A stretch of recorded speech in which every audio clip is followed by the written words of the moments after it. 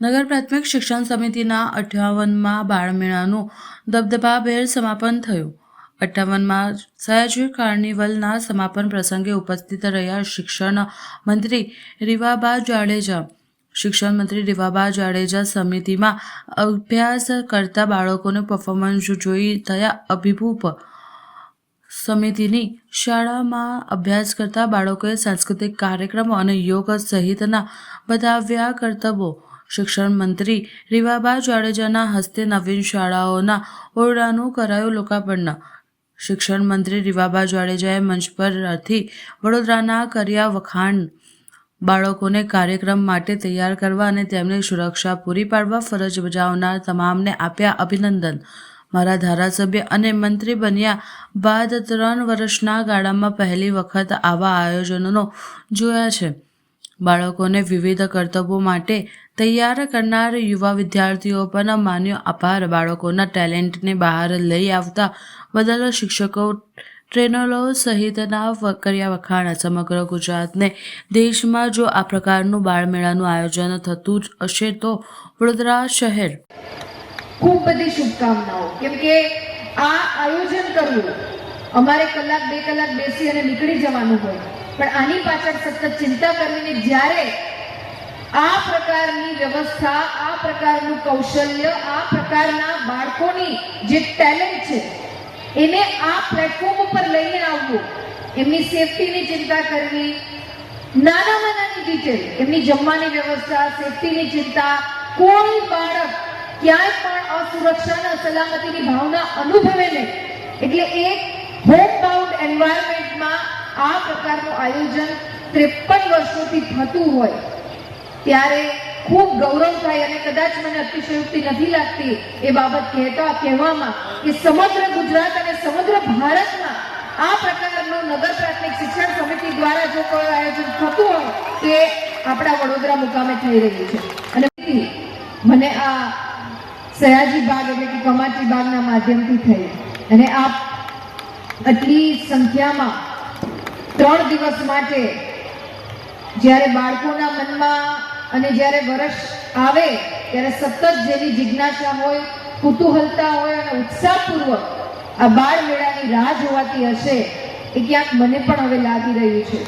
આ ઉપરાંત જે પ્રકારના કલ્ચરલ અહીંથી પ્રદર્શન અને અહીંથી કૃતિઓ રજૂ કરવામાં આવી, શૌર્યની વાત હોય, સાંસ્કૃતિક ધરોહરની વાત હોય, યોગની વાત હોય, મલખમની વાત હોય કે મહિલા સશક્તિકરણ એટલે કે દીકરીઓને ક્યાંક આત્મ સુરક્ષાની ટ્રેનિંગ આપવાની વાત હોય, તો સંપૂર્ણ આયોજન મારું એવું હેમાંગભાઈ દ્રઢપણે માનવું છે કે મારો વેરી ફર્સ્ટ MLA બન્યા પછી 3 વર્ષમાં ઘણા બધા કાર્યક્રમો મેં જોયા, કર્યા, નગર પ્રાથમિક શિક્ષણ સમિતિના માધ્યમથી પણ મેં જોયા છે અને મને એની સહભાગિતા થવાનો પણ મોકો મળ્યો છે. પણ વેરી ફર્સ્ટ ટાઈમ હું વિટનેસ કરું છું આ પ્રકારના આયોજન, આ પ્રકારના કાર્યક્રમની, જેને ખૂબ હૃદયપૂર્વકની શુભકામનાઓ. જેટલું કહીએ એટલું ઓછું. માધ્યમથી હવે એવું દ્રઢ માનવું થઈ ગયું છે કે દરેક જિલ્લાએ આ બાળ મેળામાંથી પ્રેરણા લઈ અને આ પ્રકારનું આયોજન પોતપોતાના જિલ્લામાં પણ અવશ્ય કરવું જોઈએ.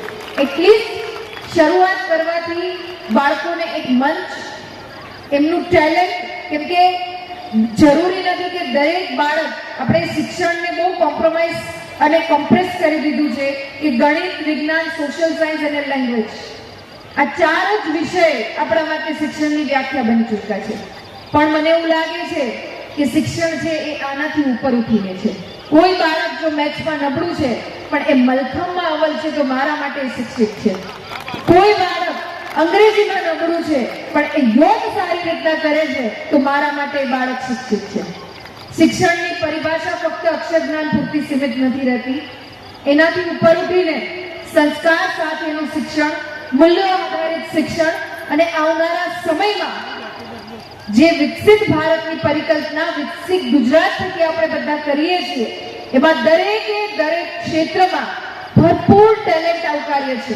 કોઈ પણ એવું ક્ષેત્ર નથી કે જે ટેલેન્ટની કમી હોય. હેમાંગભાઈને મારે મળવાનું થયું એટલે એક કોમન પરસેપ્શન મારા માઇન્ડમાં હતું કે બાળ મેળો હશે એટલે એક્ઝિબિશન હશે અને સ્ટોલ હશે ને એમાં જે જનરલ થતું હોય એ પ્રકારની વ્યવસ્થાથી આ એક એક્ઝિબિશન કમ મેળા જેવું આયોજન હશે.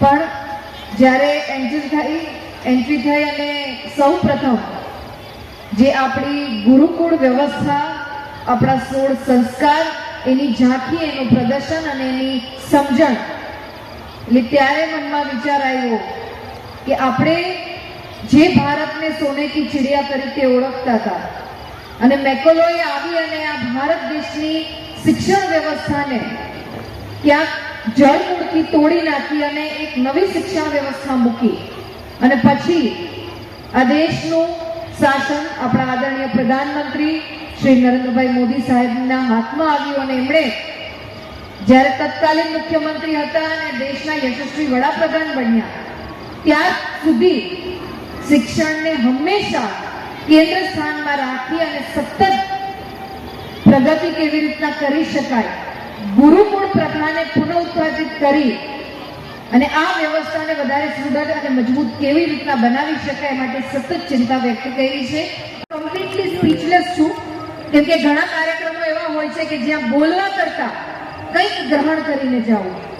અલ્ટિમેટલી દરેક હ્યુમન બીંગ કંઈક શીખીને જતું હોય છે. We are all are learners. કંઈક ને કંઈક નાના બાળકોમાંથી પણ શીખવા જેવું છે, દીકરીઓમાંથી પણ શીખવા જેવું છે. હું જ્યારે આદિત્યભાઈ ઇન્ડિયન એરફોર્સની પ્રિપરેશન કરતી હતી ત્યારે અમારે 10 માર્ક એસએસબી ઇન્ટરવ્યુમાં રોક ક્લાઇમ્બિંગના હતા. મને ખબર છે કે કેટલું અઘરું છે એ રોક ક્લાઇમ્બ કરવું, બેલેન્સ કરવું અને પછી આરામદાયક રીતે નીચે ઉતરી જવું કે સામેની જે જોતી હોય વ્યક્તિને એવું લાગે કે આ તો કેટલું ઈઝી છે, પણ હાથમાં છાલા પડી જાય, શોલ્ડરની સ્ટ્રેન્થ જનરેટ કરવી પડે, પગનું બેલેન્સિંગ કરવું પડે અને આખા શરીરને જે હાથથી જે પગથી તમે રોપને મેનેજ કરો છો ત્યાં કોન્સન્ટ્રેટ અને ફોકસ કરવું પડે. આ નાની સુધી વાત નથી, પણ એમણે ખૂબ સરળતાથી કરી દીધું એટલે આપણે એમને કહીએ કે ઓહો બહુ સરસ. પણ હું અભિનંદિત કરું છું તમામે તમામ ટીચર્સને, એડ્યુકેટર્સને અને એમના ટ્રેનર્સને, એમણે ખૂબ એકદમ સલામતી સાથે દીકરા દીકરીઓને ટ્રેન કર્યા છે. મને અહીંથી જાણવા મળ્યું કે જે પરફોર્મિંગ ફેકલ્ટીઝ છે એમની સાથે આપણે કોલેબોરેશન કરી, જે કોલેજના સ્ટુડન્ટ્સ છે એમની સાથે કોલેબોરેશન કરી અને આ નાના ભૂલકાઓને તૈયાર કરવામાં આવ્યા છે.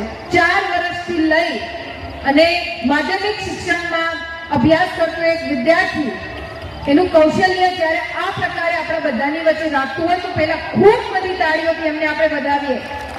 આ કાર્યક્રમનું સમાપન છે, પણ અહીં જેટલા પણ પરફોર્મન્સ થયા, જેટલી પણ કલાકૃતિ રજૂ કરવામાં આવી એમના માટે એક નવી શરૂઆત છે.